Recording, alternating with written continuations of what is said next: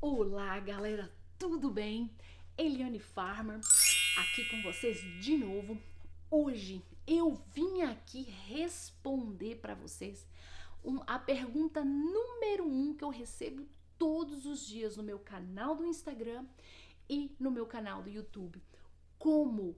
Como você conseguiu vindo 2 vezes pelo México e se tornar uma cidadã americana nos Estados Unidos? Como? Então, hoje, galera, eu vou passar para vocês o passo a passo de como tudo isso aconteceu. Então, para quem não é inscrito no canal, se inscreva no canal. Para quem ainda não acionou o sininho, acione o sininho para vocês receberem vídeos importantíssimos como esse. Galera, deixe seu like, deixe seu comentário. É muito importante para mim o comentário de vocês, porque me deixa em estado de alerta o que vocês gostam e o que eu preciso melhorar. Lembrando também que não se esqueça de se inscrever no meu canal do Instagram. Vamos lá, vamos desenrolar essa super história de asilo para vocês?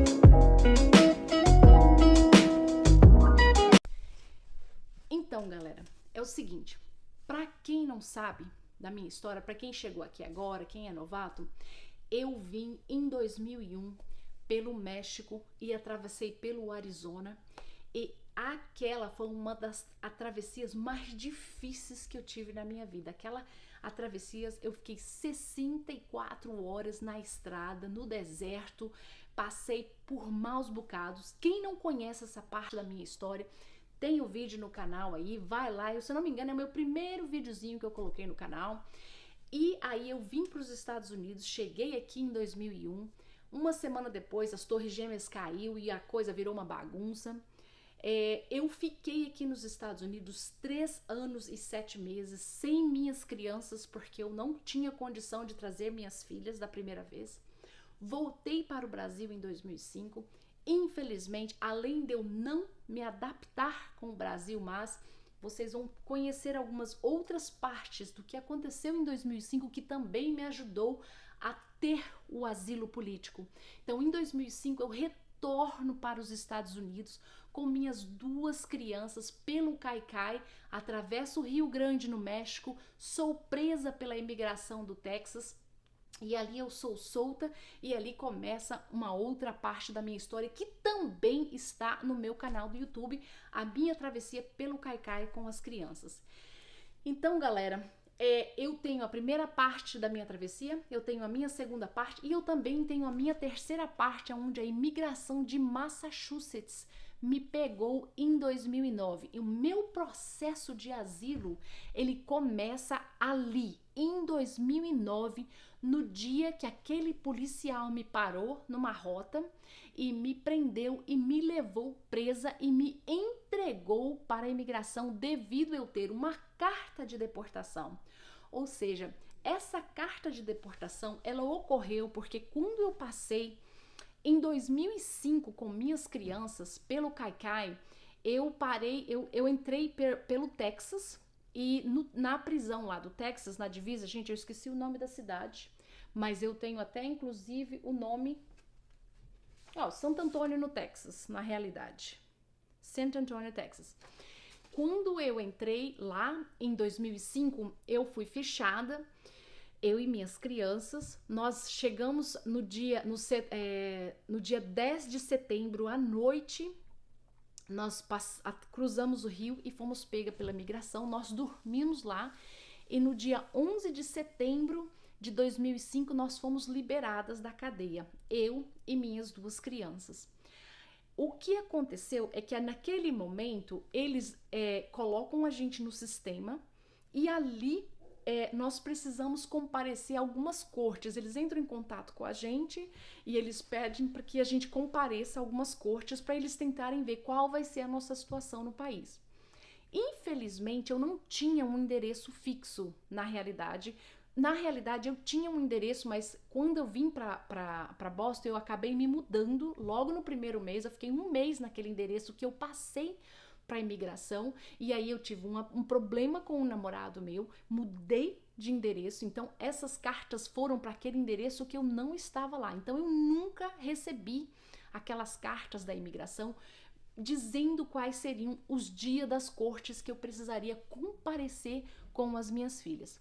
Então aqui, quando você vem pelo México, que você passa pela imigração, que você vem com crianças, eu acho que até mesmo quando você vem sozinho, muitas vezes eles te liberam, eles deixam você sair, mas com algumas condições, que você precisa comparecer àquelas cortes imigratórias para eles tentar entender o que eles vão fazer com a sua vida a partir daquele momento. Algumas pessoas precisam usar, né, o bracelete na perna, né? Algumas pessoas têm algumas restrições. Eu e minhas crianças não tivemos restrição nenhuma. Eles nos deixaram sair, deram para mim alguns documentos, alguns papéis para mim, para as minhas crianças, aonde eu podia até usar aqueles papéis no ponto de ônibus. Eu apresentei aquilo. Quando eu comprei uma passagem para vir para Boston, eu também apresentei aqueles documentos lá. E viemos para Boston e se mudamos para cá. E o que aconteceu? Por eu não ter ido nas cortes, automaticamente foi decretado uma ordem de deportação para mim e para as minhas crianças. O que aconteceu? Em 2009, inclusive eu tenho até a data aqui exatamente, gente, em abril, 28 de abril de 2009, eu estava dirigindo numa rota. Esse vídeo eu também tenho quando eu fui no meu canal sobre quando eu fui parada pela polícia e entregue para a imigração de Massachusetts. Então, quando eu fui parada pelo aquele policial, que a imigração veio me buscar exatamente no dia 28 de abril de 2009, aquele agente migratório, quando ele me tirou da cadeia, ele me soltou, ele me liberou, mas com uma condição, que eu voltasse no dia 15, que eu voltasse 15 dias depois, lá na imigração de Burlington, e de preferência com um advogado, para que a gente tentasse entender qual que seria, o que seria feito dali para frente comigo, qual que seria o tempo de deportação, quando que eu iria ter que sair do país, se eu iria receber uma carta para que eu saísse do país. Então, na realidade, eu não sabia de nada que ia acontecer comigo ali naquela entrevista, quando eu voltasse ali, depois de 2 semanas, a partir do momento que a imigração me liberou. Quando eu chego na imigração, a imigração tirando, né, as minhas digitais, ele pergunta para mim o porquê que eu cruzei a fronteira com 2 crianças, o porquê que eu coloquei minha vida em risco. E na realidade, ali, gente, eu vou falar uma coisa para vocês, todo o meu processo, tudo que aconteceu comigo naquela época, não foi nada planejado. Eu não tinha nenhum plano na minha cabeça. Inclusive, eu estou sendo 100% honesta aqui com vocês. Eu nem sabia que eu poderia me legalizar. Porque como eu vim 2 vezes pelo México, as leis sempre foram muito claras, que você, além de não se legalizar, se você voltar para o Brasil, você ficaria, cada entrada ilegal são 10 anos de punição. Então, na minha cabeça, eu pensava, no momento que eles me pegarem, eles vão me deportar e eu, por 20 anos, não poderei voltar aos Estados Unidos de novo. Talvez até teria que entrar com pedido de perdão, aquela coisa toda, e esperar no Brasil. Então, por eu ter essa mentalidade, eu não imaginava que eu tinha direitos nesse país, até mesmo para tentar uma legalização. Então, tudo que aconteceu na minha vida durante aquele período que eu fui presa e que a imigração me soltou foi algo assim que me surpreendeu profundamente. Eu vou desenrolar a história para vocês e vocês vão entender comigo como que vocês vão viver junto comigo algo que na época nem eu sabia. Então, por exemplo, quando eu fui pega, que eu fiz as minhas digitais, aí o rapaz me faz aquelas perguntas. Inclusive, gente, eu achei até o nome do agente migratório que tá aqui no papelzinho. Eu vou tentar entrar em contato com ele, eu vou tentar procurá-lo e eu quero agradecer ele tudo que aquele agente imigratório fez por mim. Gente, lembrando, a imigração ela é vista como um bicho de 7 cabeças. Aqui nos Estados Unidos, eu também tinha esse medo antes de eu ser presa. Aqui nos Estados Unidos, para nós, imigração é algo aterrorizante. Para nós, a imigração é algo que tira o nosso chão. A imigração é algo que tira os nossos planos, os nossos futuros, e nós vimos eles como assim um terror.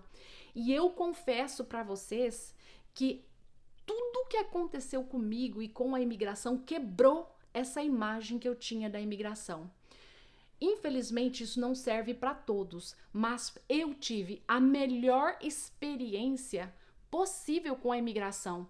E como eu disse para vocês, foi tudo também muito novo, eu nem sabia, porque eu sempre esperei o pior da imigração.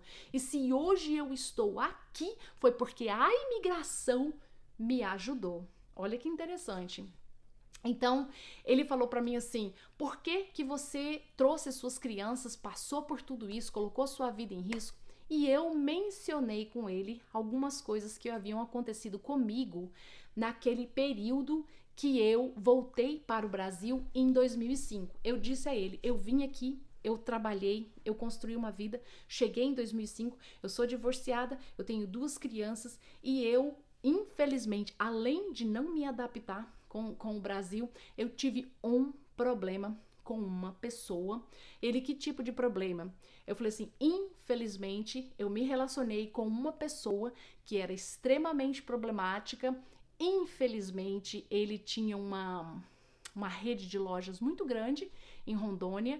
Ele era um cara extremamente arrogante, metido a rico. E aconteceu algumas coisas entre eu e ele que eu precisei ir à polícia na época que eu estava no Brasil, em 2005. Isso que eu tô contando pra vocês, gente, praticamente muito poucas pessoas sabem disso. E ele falou assim, mas você se sentiu ameaçada? Eu falei assim, eu não só me senti ameaçada, como eu em uma das nossas ocasiões de problemas que nós tivemos entre eu e ele, eu acabei indo para o hospital. E ele falou assim, mas você tem como provar tudo isso? Aí eu disse pra ele, eu falei assim, não sei. Porque na realidade, igual eu falei pra você, gente, eu não tinha planejado, nem sabia que isso me legalizaria aqui nos Estados Unidos. Quando nós chegamos no outro lado, ele conversa com o meu advogado. Ele fala assim, eu acredito que esse país possa proteger ela e as filhas dela. Eu acredito que esse país não precise mandar ela de volta. Vamos fazer o seguinte, entre com um pedido com a juíza do Texas, que ordenou a carta de deportação dela e das filhas dela.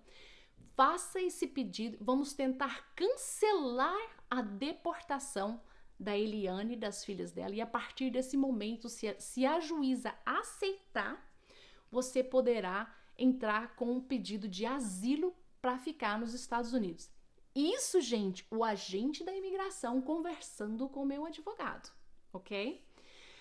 O que aconteceu? Nós chegamos lá, tivemos essa conversa com o meu advogado, entre o agente da imigração, e naquele momento ali, o meu advogado já fez um monte de papel, ali já preencheu um monte de documento, mandou para a imigração e ali já foram aprovados o meu Social Security e o meu Social Security significa o meu CPF e o meu Employee Authorization, que é o meu permit de trabalho.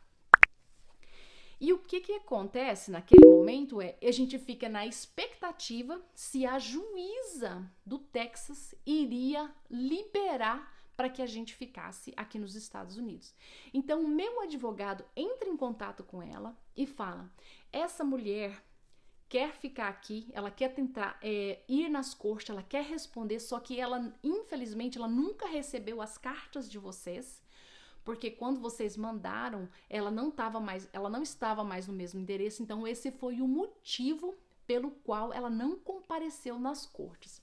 E o que o pessoal da imigração faz?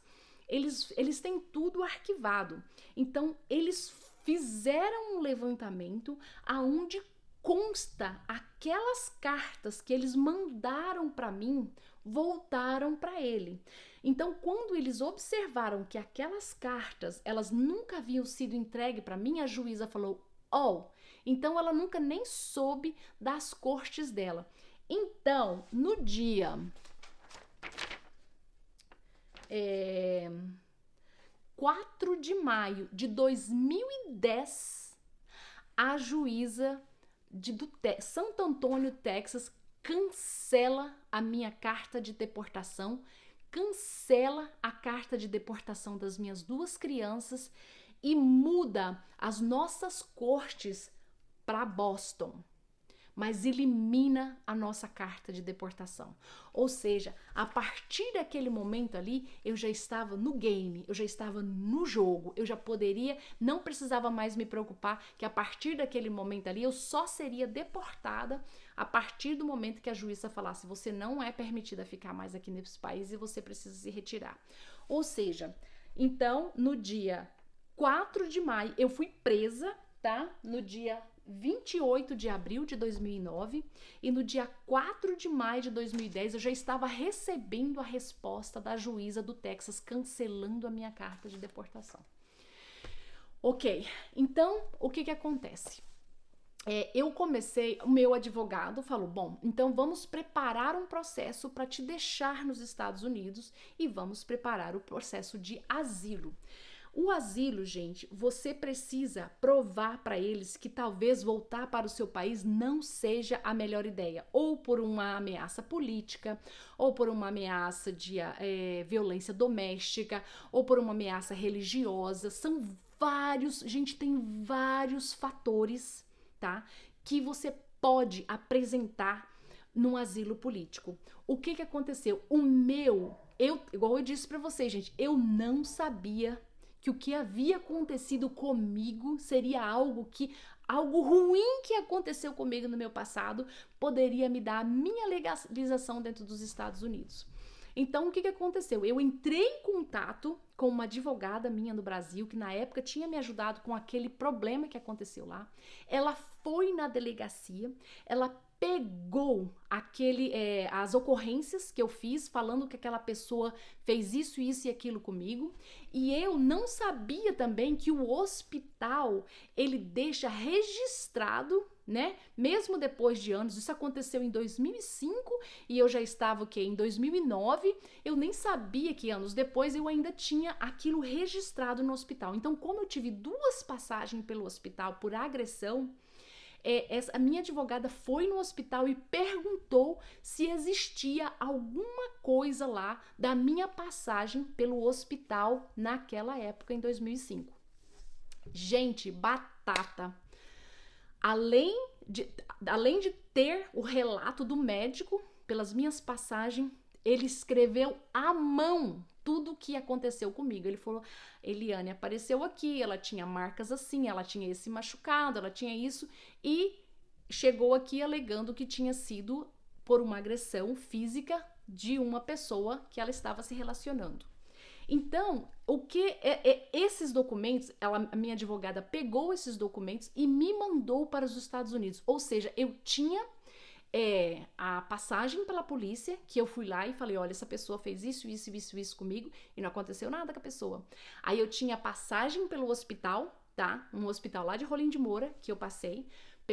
Foi no hospital, pegou o papel que o médico escreveu, me mandou aquilo para os Estados Unidos. Gente, eu fui até um tradutor, eu traduzi aqueles documentos de português para inglês, entreguei para o meu advogado e ali o meu advogado colocou tudo junto, ou seja, ele colocou as ocorrências da polícia, ele colocou minha passagem pelo hospital. Nós fizemos cartas das meninas, né? Se elas queriam voltar para o Brasil, se elas não queriam ficar para o Brasil. A minha filha mais velha, ocorreu algo muito interessante. Uma vez, uma professora da escola pediu para que ela fizesse um poema. E um poema falando sobre a vida dela, sobre uma coisa, um fato interessante que aconteceu na vida dela, um fato, qualquer coisa que comovesse. E eu tenho esse poema comigo até hoje. E Quando ela fez esse poema, a professora me chamou. E a professora, ela me disse assim, nossa, sua filha, ela tem um buraco dentro dela. A sua filha tem um trauma dentro dela. Eu nunca vi um poema tão triste e tão avassalador. E é tão interessante, gente, que eu acredito que esse poema foi um dos poemas assim, eu também não sabia, né, de toda essa situação. A partir desse poema, eu coloquei a minha filha numa psicóloga, que eu também tenho uma carta da psicóloga aqui. E minha filha fez um tratamento também. E o que aconteceu? Nesse tratamento da minha filha, eu vi também, eu conheci muita coisa dela. Até eu tive um casamento, né? O pai dela, eu descobri assim que ela tinha muitos traumas, muitas coisas machucavam ela também.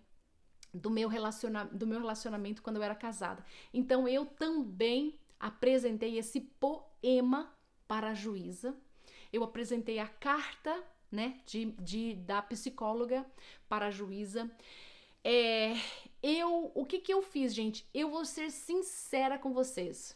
Eu tenho muitos documentos, mas o que eu apresentei foram básicos mesmo. Foram coisas muito simples, mas que fizeram, assim, um impacto enorme na cabeça da juíza. Então quando eu juntei todos esses documentos, ou seja, né, a minha passagem pela polícia, a minha passagem pelo hospital, as dificuldades, inclusive aquela vez, né, que tentaram entrar na minha casa, em Rolim de Moura, quando eles apareceram na minha casa, que eles entendeu? Tipo, não fizeram nada, pelo menos eles fizeram uma fichinha. Peguei aqueles documentos também, não era muita coisa, mas serviram. Peguei o poema da minha filha, fiz um tratamento psicológico, né, com uma psicóloga, tentando explicar o porquê que eu também não gostaria de voltar pro Brasil, explicando por que aqui seria melhor, né, pra minha vida. Então, o que aconteceu? Nós pegamos e juntamos tudo que você puder juntar num processo de asilo, alegando assim o porquê que você gostaria de ficar dentro dos Estados Unidos, isso tudo na hora faz uma diferença enorme. Então, a partir do momento, né, que a carta, a liberação da juíza do Texas foi cancelada para nossa deportação, ali nós começamos um processo de asilo. Gente, esse processo, ele começou, então, no caso, em maio, e ele terminou exatamente no dia outubro 5 de 2011, foi a minha última corte. Todo mês, durante os 3 primeiros meses, eu era obrigado a comparecer na imigração de Burlington para dar um reporte, para dizer que eu estava no país. Depois de 3 meses, passou de 6 em 6 meses. Então, né, eu tinha que comparecer lá, eles prenderam meu passaporte, eu não tinha passaporte. Então, assim, gente, eu não precisei ir embora pro Brasil para esperar, né, o meu processo todo de asilo no Brasil. O meu processo ocorreu todo comigo aqui dentro. Eu não precisei entrar com pedido de perdão, né? Na realidade, eu tô falando isso, mas eu não me recordo. Talvez até o meu advogado coloca isso, né, durante o processo, né, que eu estou pedindo perdão até por eu ter entrado 2 vezes legal. É porque no momento agora eu não tô me recordando. Então, do período de maio de 2010 até outubro de 2011, eu fui em 2 cortes simplesmente para comparecer nas cortes. Eram cortes pequenininhas que você só ia lá, dava o seu nome e você ia embora. Aí a segunda corte também, você ia lá, dava o seu nome, você comparecia e ia embora. Até então, que foi marcada para dia 5 de outubro de 2011, a última corte onde seria decisivo. Você vai ser deportada para o Brasil ou você vai ficar dentro dos Estados Unidos. Essa corte, gente, ela foi uma corte que ela mexeu muito comigo, porque naquela época, primeiro, como eu disse para vocês, eu não sabia que eu poderia ficar aqui. Quando tudo começou, que eu vi uma chance de eu ficar nos Estados Unidos e ainda ficar legalmente, aquilo cresceu dentro de mim. Aquele anseio, aquela vontade, aquele sonho de ficar dentro dos Estados Unidos e ainda legalmente, aquilo explodiu dentro de mim. Então eu queria muito ficar. E meu advogado sempre falou pra mim, Eliane, você tem muitas boas chances. Inclusive, tá, gente, assim que eu peguei o meu social em 2009, a primeira coisa que eu fiz foi começar a pagar meus impostos, fazer tudo direitinho para que a juíza entendesse que eu não estava aqui para pegar nada de graça. Tipo, eu nunca usei. Tem vários planos do governo que eles ajudam você aqui, eu nunca usei nada. Tentei sempre provar que eu era autossuficiente para me manter e manter minhas duas crianças. Então, isso tudo me ajudou muito também durante o meu processo. Então, eu peguei e aí tá, na última corte, faltando um mês para minha última corte, o meu advogado vem com uma notícia bombástica. Então, galera, faltando 30 dias para minha última corte, a juíza que me viu pela primeira vez e pela segunda vez e que iria me ver pela terceira vez foi transferida para um outro estado. E aí vem a notícia. Eu peguei a juíza mais difícil de se ganhar uma causa familiar de Boston. O meu advogado não gostou. Ele ficou muito espantado. O meu advogado, ele já faz imigração por 40 anos. E ele conhece muitos juízes de imigração e ela é uma juíza que ele nunca foi com a cara dela, até porque ele nunca ganhou uma causa com essa juíza específica. É a juíza Farber. E aí, ele me dá essa notícia. Ou seja, durante todo o meu processo, ele fala, Eliane, você tá com 90% da sua causa ganha. E aquilo cresceu na minha cabeça, que ia dar tudo certo. Quando me troca de juíza, ele chega em mim e fala, Eliane, infelizmente é 50-50 agora, é pau a pau, porque é uma juíza muito restrita, é uma juíza que não dá mole. Já coloquei casos na mão dela, assim, que não tinha como ela dizer não, e infelizmente ela negou. Então, assim, ele me perguntou, como que você está financeiramente no Brasil? Como está a sua... Se você precisar retornar para o Brasil, como você está, né? A sua vida está estabilizada no Brasil? Gente, eu acredito que foi, assim, um dos momentos, assim, que eu mais baqueei. E eu falei assim, Senhor, se o Senhor me trouxe até aqui, não vai ser essa juíza que vai me mandar embora.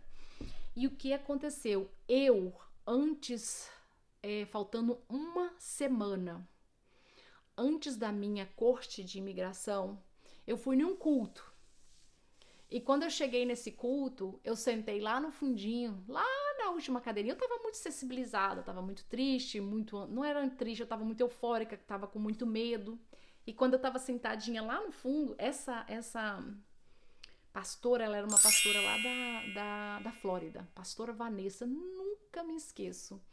E eu sentadinha lá no cantinho, essa mulher me chama ela tava lá na frente e ela falou, ei, você aí, vem aqui que eu tenho um recado pra você. E eu me levantei e eu fui lá ver ela, e aí ela pegou e orou.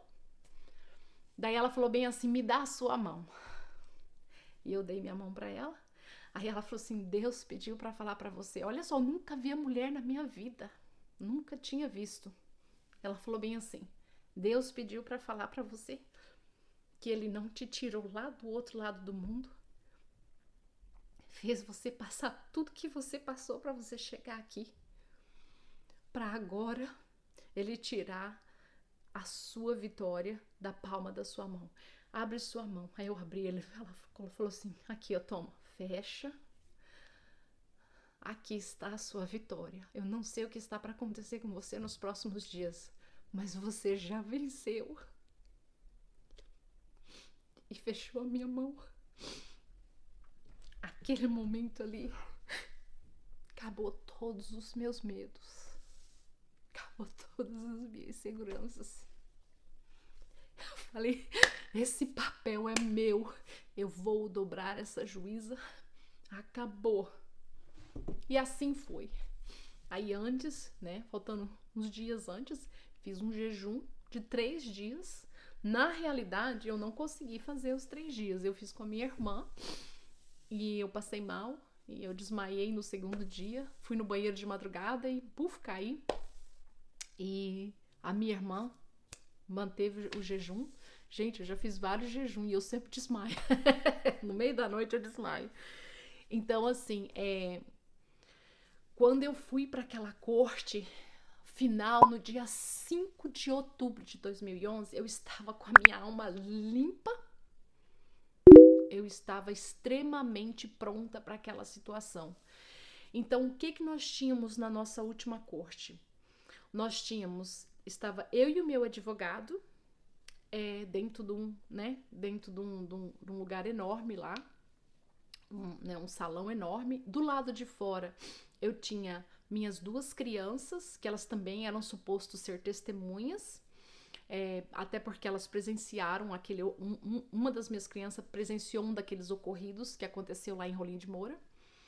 Então eu tinha minhas 2 crianças, eu tinha a carta da minha psicóloga, eu tinha minha mãe e eu tinha minha irmã. Então essas 5 pessoas, elas iriam testemunhar a meu favor se eu precisasse, se a juíza precisasse perguntar alguma coisa para alguém que não fosse eu. Então elas estavam lá fora. E lá dentro da corte estava eu, o meu advogado, estava o prosecutor, que é o promotor, né, gente? A pessoa que meu advogado estava lutando por mim, mas aí tem o quê? Eu acho que é o promotor que tenta te mandar embora. Então, durante essa corte, e eu tinha uma tradutora. Por mais que eu falasse inglês, eu optei para ter uma tradutora porque eu queria ter certeza de que eu iria conseguir transparecer a melhor informação possível para a juíza. Então, eu optei por uma tradutora. A minha corte demorou muito tempo, tá, gente? Muito tempo. Então, olha como Deus é pai.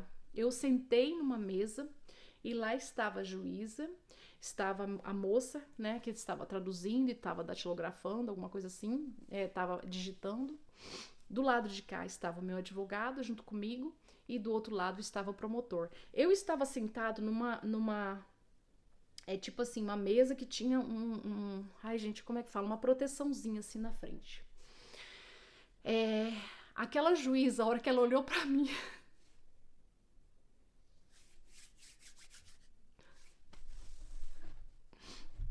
eu já estremeci toda. Porque eu sabia que ela era uma juíza muito difícil. Mas, falei, Senhor, eu olhei pro teto daquela corte e falei, a minha vida está nas suas mãos, como sempre teve. E seja o que Deus quiser. E ela olhou para mim e falou bem assim, o meu advogado apresentou, né, os motivos pelo qual que eu queria ficar. Ele falou assim, olha, Eliane veio aqui, trabalhou, ela veio legal, trabalhou, foi embora, tentou construir uma casa, tentou construir uma família, uma vida numa cidade. Infelizmente se relacionou com uma pessoa, teve vários problemas com ela. Esse problema acarretou em violência doméstica, esse problema acarretou, né, na ida à polícia várias vezes, esse problema acarretou ela ir parar no hospital 2 vezes. E isso tudo num tempo muito curto, né, gente? Então, assim, a coisa era séria. E aí, ela pediu para mim contar um dos eventos que aconteceu com aquela pessoa. E eu me lembro, assim, que eu nem olhei na cara dela. Eu só olhei bem reto na parede, fechei os meus olhos e levei o meu pensamento total naquela situação que ocorreu aquele evento. E eu contei detalhadamente cada coisa que aconteceu. Aí, quando eu terminei de contar, o promotor falou assim, bom, senhora juíza, eu sei que o caso dela é um caso, né, um caso muito relevante, é um caso muito forte, mas eu gostaria de pedir para a senhora mandá-la embora para o Brasil, porque o Brasil é um país muito grande e agora tem a tal da Lei Maria da Penha, que protege as mulheres. no Brasil, então eu acho que isso aí não vai ser um problema para ela. Se ela for morar, ela não precisa especificamente morar em Rondônia, ela não precisa especificamente morar em Rolim de Moura. Ela tem, o Brasil é muito grande, nós temos, eles têm a Lei Maria da Penha, eu acredito que sim, que você precisa mandar ela embora. Aí, quando Deus está do seu lado, não tem promotor, não tem nada que faça você chegar onde você é suposto chegar. Ela tirou um jornal, uma cópia, não sei. Como há uma semana antes dela começar a estudar o meu caso, infelizmente, uma manicure em São Paulo, ela havia pedido tinha pedido ordem de restrição contra, eu não lembro se era marido, se era namorado. Ela foi umas 2, 3 vezes na cadeia, na delegacia, pediu ordem, que eles ameaçando ela, eles não fizeram nada. Na realidade, se eu não me engano, eles até colocaram a ordem, né, de restrição contra ele, mas ele ia do mesmo jeito. E se eu não me engano, na 3ª vez que ele apareceu no salão dela, ele mata ela, entendeu? E a minha juíza, ela, naquela semana do meu caso, a minha juíza buscou isso nos jornais, ela buscou isso na televisão, e para tentar justamente entender sobre a lei da Maria da Penha, né? E quando aquele promotor falou, ela pode ir embora, que a lei protege ela, foi quando ela veio com aquele papel e falou, não protege. Olha o que aconteceu, a juíza falou isso, olha o que recentemente, essa semana, aconteceu no Brasil com essa manicure. Quando ela falou aquilo, eu lembro que eu olhei pro meu advogado piscou o olho. Nossa, tá indo tudo muito bem. E ela bateu uma boquinha ali com o promotor, né? Discutiu o assunto, né? Não bateu boca, assim, discutiu o assunto, conversaram sobre isso. E aí ela perguntou das minhas filhas, eu falei que as minhas filhas estavam lá atrás. Ela perguntou se as minhas filhas gostariam de morar nos Estados Unidos, eu falei assim, claro. E assim, aí eu tive uma conversa bem macia com ela. Gente, a minha corte durou quase 4 horas. Foram muito longas, a gente precisou sair, né, ter um retorno. Teve um espaço, aí teve um retorno. Eu vou falar uma coisa pra vocês, depois de quase 4 horas eu estava tão exausta que eu já não tinha mais nenhum tipo de energia. Eu nunca vou me esquecer quando ela chegou com o resultado. O meu advogado estava super tenso, super tremendo. Como eu disse pra vocês, ele nunca tinha ganhado nenhum caso com aquela juíza até aquele exato momento. E é quando ela bate o martelo e fala: bem-vindo aos Estados Unidos. Essa terra é sua e das suas filhas. Nunca mais você vai precisar voltar pro seu país, se você quiser, ou nunca mais alguém vai encostar a mão em você, ou nas suas crianças, ou em nada. O que nós pudermos fazer para proteger você e sua vida, você vai ficar nesse país e você vai ser protegida, e o seu caso está granted, você ganhou a sua causa, e eu já estou entrando com um pedido, porque eu não quero que porque aqui os promotores podem recorrer à decisão da juíza. Ela falou, eu já estou entrando com um pedido para que não exista, para que eles não recorram à minha decisão. E bem-vindo aos Estados Unidos da América, essa aqui é a sua terra. E pediu para chamar minhas crianças, e as crianças entraram. E elas estavam chorando muito e celebrando, e o meu advogado estava chorando. E quando minhas crianças chegaram, ela falou bem assim, como é o nome de vocês? A Natasha falou, Natasha, a Bianca. Daí ela falou assim, não, e Natasha, tudo bem. Natasha chorando, Bianca chorando, eu chorando. Aí ela virou pro meu advogado, pra gente, falou assim, essa é a primeira vez aqui que eu vejo lágrimas de felicidade nesse quarto, desse jeito, com essa família linda. E aí é tão engraçado, gente, que o meu advogado, ele me falou isso semana retrasada, quando a gente conversou no telefone, sobre algumas pessoas que eu indiquei pra ele. Ele foi Eliane, até hoje eu não consigo esquecer as palavras daquela juíza, quando ela fala que naquele quarto era a primeira vez que ela estava vendo lágrimas de felicidade, não de tristeza. E aí, gente, ela pergunta pra Natasha o que a Natasha quer fazer. E a Natasha falou que ela queria ir pra área da saúde, ela queria ser médica, alguma coisa assim. Ela falou assim, pois Natasha, vou te dar o meu cartão e quando você pegar o seu diploma eu quero que você traga até a mim. E ela falou assim, você, Bianca, é muito pequena, mas independente do que você for, quando você crescer, eu tenho certeza que você vai ser uma menina maravilhosa. Aí ela abençoa a gente.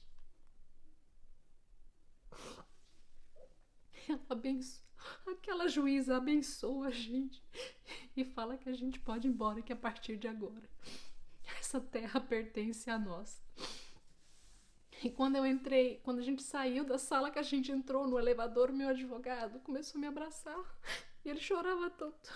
E meu advogado é velhinho, gente. Assim, velhinho não é, mas acho que 70 anos. E eu conversei com ele semana passada e ele nunca mais... Eu fui o único caso que ele ganhou com aquela juíza. Então, pessoal, a partir daquele momento ali que o nosso caso foi ganho, nós precisamos esperar 1 ano. Aí depois de 1 ano eu apliquei para o Green Card. E infelizmente eu tive um problema também com o meu Green Card, porque quando você aplica para o Green Card, você precisa fazer os exames médicos, você precisa de um monte de vacina, você precisa de um monte de coisa. E aí eu fiz todos esses documentos, eu fiz todos os exames, mandamos para a imigração e depois de 1 ano, e passaram-se 6 ou 7 meses, eu recebi um e-mail falando que todos os nossos green cards foram negados, o meu e das minhas meninas, por falta de documentação, que eles nunca haviam recebido o nosso pacote com os nossos exames. Eu fiquei em estado de choque com aquilo, porque eu até guardei na minha papelada o comprovante que eles assinaram recebendo o pacote com nossos exames. Então, como eu tinha aquilo, eu poderia ter recorrido contra a imigração e falar, vocês receberam e vocês provavelmente extraviaram, e eu poderia entrar para processá-los ou tentar recorrer, só que eu tinha uma segunda opção. Eu poderia fazer aqueles exames todos de novo e eu poderia pagar mais $2.000 e entrar com novos exames e reaplicar novamente. Então, como eu não sabia quanto tempo que aquilo ia demorar, eu optei por pagar os $2.000, refazer todos esses documentos e mandar. E, gente, mandei com menos de 15 dias que já estava na mão deles, com menos de 15 dias, eu recebo meu primeiro e-mail dizendo, no dia 17 de janeiro 17 de 2014, eu recebo meu primeiro e-mail dizendo que o meu Green Card foi aprovado. Meu marido, né, eu já estava com o Ross naquela época, ele imprimiu esse e-mail da imigração, ele colocou uma flor aqui, que já tá murchinha, e falou assim, esse aqui é o seu presente dos Estados Unidos, é o seu Green Card.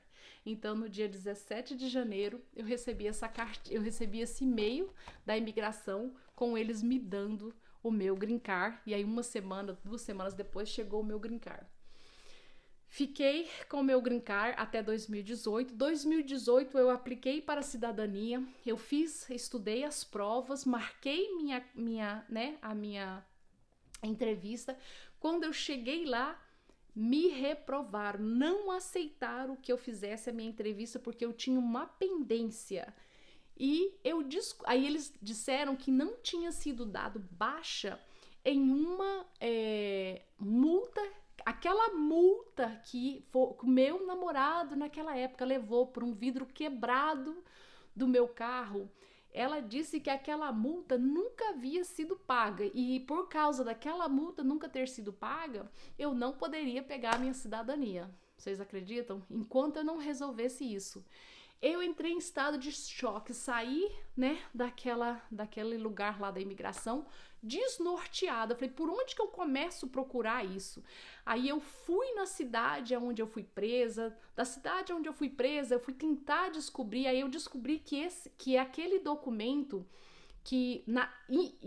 foi pago, a multa foi paga, mas nunca foi dado baixa. Eu só consegui descobri que ela havia sido paga porque eu entrei na Police State, na headquarter do Police State de Framingham, passei mais ou menos a época que aconteceu, o meu nome, eles entraram lá, eles foram todos os registros e eles conseguiram puxar, tá? Que aquela multa havia sido paga sim. Na realidade, a multa aconteceu em 2008, eu fui pega em 2009. Em 2009, aquela multa foi paga, mas nunca foi dado baixa. Então, a headquarter da Police State de Framingham me mandou um documento dizendo que aquilo havia sido pago. E aí, através daquele documento, eu voltei na imigração, apresentei aquilo, aí sim eu pude fazer a prova de cidadania. Ou seja, gente... Meu Deus do céu, quanta luta. Meu Deus do céu, quanta luta para mim pegar essa cidadania. Mas, gente, peguei minha cidadania. A Bianca pegou a cidadania automaticamente através de mim. Natasha já era maior de idade, infelizmente ela precisou fazer tudo separadamente, mas também já aplicou na mesma época e já fez a prova e já passou. E hoje somos cidadãs americanas. Foi fácil? Meu Deus, claro que não. Claro que não. Foi muito difícil. Foi anos de complicação. Corre atrás de documento, corre atrás de provas, corre atrás disso. Só que o que eu queria? Eu queria ficar aqui. Eu queria ser cidadã. Eu queria um dia ter a liberdade de ir e vir ao Brasil. O que eu precisava fazer? Ia ser complicado? Ia ser difícil? Ia ser impossível? Não ia ser impossível porque eles já estavam colocando uma oportunidadezinha mínima, mas eles estavam colocando na palma da minha mão. Então eu fiz daquela minúscula oportunidade se tornar a minha grande vitória. E hoje sim eu sou cidadã americana junto com as minhas duas filhas, sim. E eu honro esse país como eu honro meu país. Mas eu vou falar uma coisa pra vocês. Se eu tivesse, no meio de todas aquelas dificuldades, desistido, eu não teria chegado onde eu estou hoje. Então, a partir do momento que você não desiste dos seus sonhos, você pode ter certeza que mais cedo ou mais tarde você chega lá. Até a próxima.